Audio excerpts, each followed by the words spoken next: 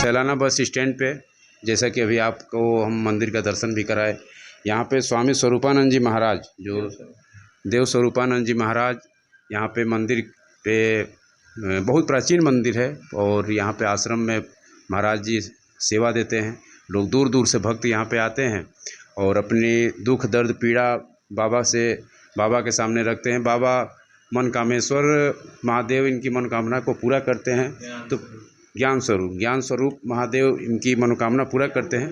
तो फिर ये भक्त लोग फिर दोबारा आते हैं और इसी को लेकर हम बाबा स्वामी स्वरूपानंद जी महाराज जी से बात करेंगे। देव स्वरूप आनंद श्री विभूत सेतु स्वामी देव स्वरूपानंद जी महाराज, जो श्री ज्ञान स्वरूपेश्वर महादेव मंदिर यहाँ पे स्थापित है। यहाँ पे सुबह शाम यहाँ पे सत्संग होता है और काफ़ी मात्रा में जो रतलाम सिटी के लोग हैं, बाहर के दूर दराज के लोग हैं, वो आते हैं और अपने महाराज जी के श्रीमुख से कथा का श्रवण करते हैं और भक्ति भाव से झूमते हुए, खुश होते हुए, मन में उत्साह लेते हुए अपने अपने गंतव्य को प्रस्थान करते हैं। आज इसी उद्देश्य, इसी परिप्रेक्ष्य को लेकर आज हम स्वामी जी से बात करना चाहेंगे। तो सबसे पहले स्वामी जी, मेरा आपसे ये सवाल है, आप इस आश्रम, सबसे पहले तो इस आश्रम का परिचय जानना चाहता हूँ। जी, इस आश्रम का जो परिचय है, श्री अखंड ज्ञान आश्रम, इस आश्रम का नाम है, जो सैलाना बस स्टैंड पर स्थित है। और इस आश्रम की जो नींव रखने वाले महापुरुष हैं, उनका नाम है श्री अखंडानंद जी महाराज, पीली कोठी, चित्रकूट। उन्हीं के परम प्रिय शिष्य थे श्री स्वामी अनंत श्री विभूत श्री स्वामी ज्ञानानंद जी महाराज, जिनको ये राजबाई बावरी द्वारा ये ज़मीन दान दी गई थी, लेकिन उन्होंने अपने नाम से ना करवाते हुए अपने गुरुदेव के नाम से यह ज़मीन ली थी।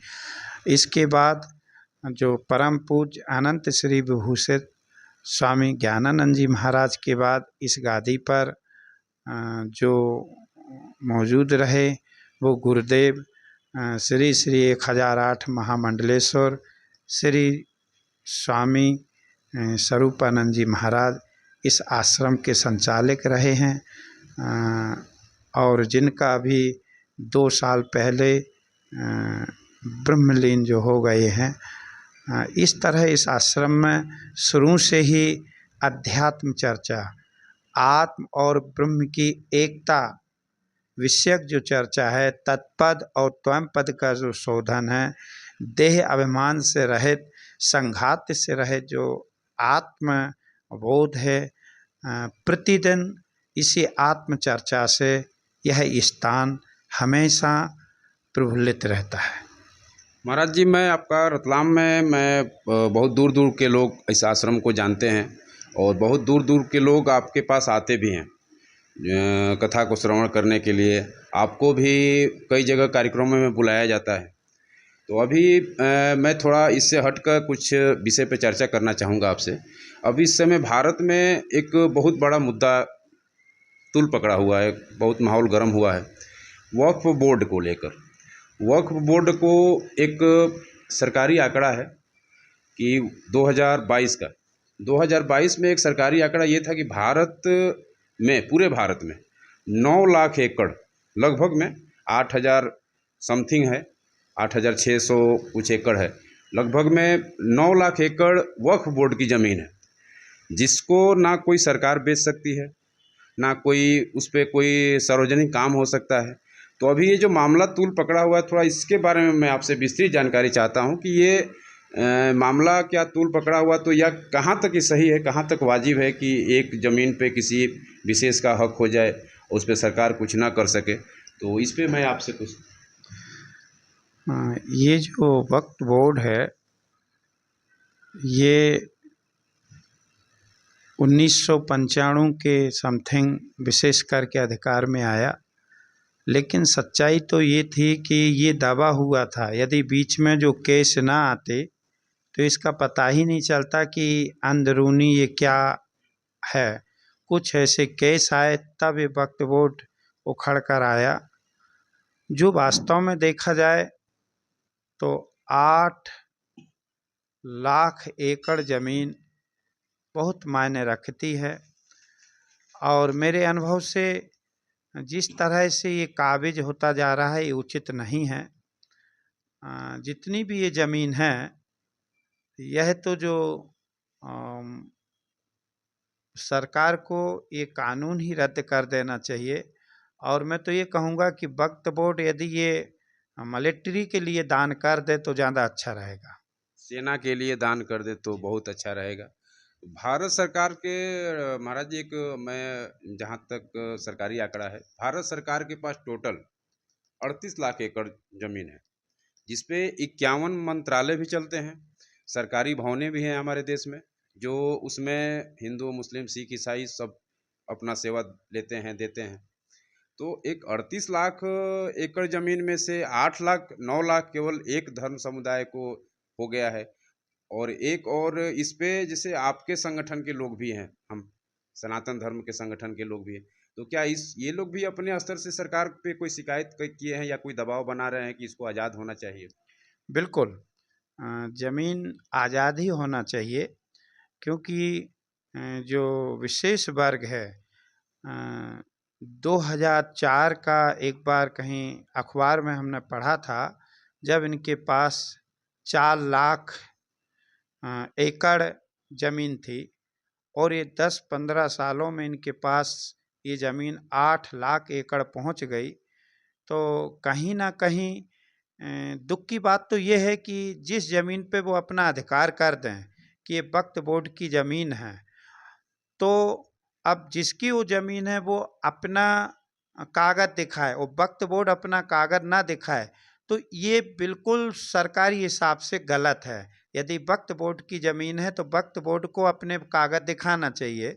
जो ज़मीन पे, जब सरकारी ज़मीन पे यदि कोई मकान बना लेता है तो उसे कागज़ की ज़रूरत नहीं पड़ती। वक्फ बोर्ड एक ऐसा क्या है कि जिसे बिना कागज़ दिखाएं और अपनी ज़मीन कह देना ज़मीन थी, और ये 10-15 सालों में इनके पास ये ज़मीन 8 लाख एकड़ पहुंच गई। तो कहीं ना कहीं दुख की बात तो ये है कि जिस ज़मीन पे वो अपना अधिकार कर दें कि ये वक्फ बोर्ड की ज़मीन है, तो अब जिसकी वो ज़मीन है वो अपना कागज़ दिखाए और वक्फ बोर्ड अपना कागज़ ना दिखाए, तो ये बिल्कुल सरकारी हिसाब से अंत में एक सवाल है कि क्या इस आश्रम पे रतलाम में भी जो भी आश्रम है, आपका ये आश्रम बहुत बड़ा आश्रम है, बहुत से यहाँ पे दान पुण्य का भी जन सेवा का काम होता है, तो सरकार के प्रति जनप्रतिनिधि यहाँ के कितने गंभीर है इस आश्रम को लेकर, या कुछ दिशा निर्देश ऐसा आता है कभी बीच बीच में कि नहीं इस आश्रम को सुदृढ़ किया जाए या ये व्यवस्था दिया जाए, तो कुछ ऐसा कुछ आता है क्या कि कुछ हम जनता जनता के जो जनप्रतिनिधि हैं वो तो बोलते हैं लोग मैं हम गंभीर हैं, तो क्या इस सनातन धर्म के जो ये स्तंभ है आश्रम, इस पे भी वो लोग गंभीर हैं और कितना गंभीर हैं ये मैं आपसे जानना चाहता देखो, इस आश्रम में विशेष करके हम पहले ही बोल चुके हैं कि इस आश्रम में वेद परंपरा युक्त ज्ञान की ही चर्चा होती है, और यहाँ पर जितने भी जो जिज्ञासु जन हैं यहाँ पर जो आते हैं, उस सभी तत्पद और त्वम पद के शोधन को लेकर ही, इस विषय को लेकर ही इस आश्रम की स्थापना हुई है। ये आश्रम जीव और ब्रह्म ये अलग अलग नहीं हैं। जीव ही ब्रह्म है, ब्रह्म ही जीव है, ये दो नहीं हैं। जीव माया उपाधि अविद्या उपाधि के कारण है, जब अविद्या उपाधि हटेगी तो ब्रह्म ही है। विशेष करके इस आश्रम में यही चर्चा होती है, और इस आश्रम में दूसरी कोई चर्चाएं नहीं होती हैं। हूँ। चर्चा होती है इस आश्रम में ज्ञान की, ब्रह्म ब्रह्म की, तो जनता तो आती है यहाँ पे आश्रम में, तो जनता के प्रति सुरक्षा की व्यवस्था, स्वास्थ्य की व्यवस्था, कभी भी कुछ भी हो सकता है, अचानक किसी का तबीयत खराब हो जाए, सुरक्षा की व्यवस्था में अफरा तफरी मच जाता है कहीं, तो इस पे शासन प्रशासन का कितना सहयोग आपको मिलता है मैं ये जानना चाहता हूँ। जी, अभी तक शासन प्रशासन से कोई सहयोग नहीं लिया गया, और ये जब यहाँ के जो भक्त लोग हैं वही इस आश्रम की व्यवस्था कर देते हैं, तो हमने कभी भी शासन और प्रशासन से सहयोग नहीं लिया है। जो आश्रम के जो भक्त लोग हैं, जिज्ञासु जन हैं, वही यहाँ की व्यवस्था, संतों की देखरेख, संतों की सेवा सभी वो लोग कर देते हैं, कोई तकलीफ नहीं आती है। तो मैं अब हर मुद्दे पे महाराज जी से मैं बात किया और हर मुद्दे को बेबाकी तरीके से महाराज जी अपना पक्ष रखे। वक्फ बोर्ड पे चर्चा किए, आश्रम पे चर्चा किए, सनातन धर्म पे चर्चा किए और हर बिंदुओं को इस आश्रम का शुरू से लेकर अभी तक का सारा चीज़ बताए। और फिर आगे जो भी कार्यक्रम होगा महाराज जी के दिशा निर्देश पर फिर हम लोग यहाँ पे आते रहेंगे। कैमरामैन कृष्णा जाधव के साथ मैं पवन तिवारी, रतलाम खबर।